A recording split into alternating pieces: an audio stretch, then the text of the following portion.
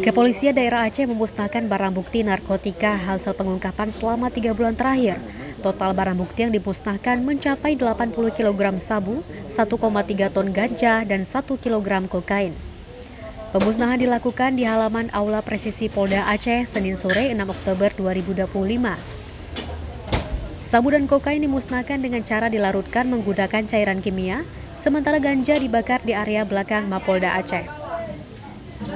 Direktur Reserse Narkoba Polda Aceh, Kombes Pol Sobarmen menyebut barang bukti ini hasil pengungkapan di berbagai wilayah Aceh, mulai dari Aceh Utara, Gayo Luwes hingga Sabah.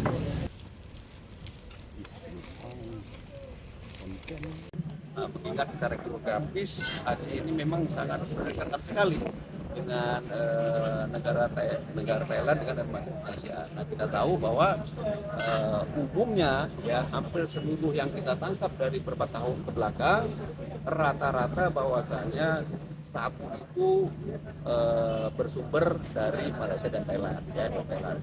Mengingat mungkin secara geografis ya bahwa laut ini baru saja minggu yang lalu setelah kita dapat informasi dari masyarakat, kemudian kita kolaborasi dengan stakeholder lain, ya alhamdulillah kita bisa cegah sabu sebanyak 80 kilo yang akan masuk ke Indonesia. Tentunya kalau tadi tidak kita cegah, ini sabu bisa menyebar ke wilayah lain sampai ke Jawa, seluruh Indonesia.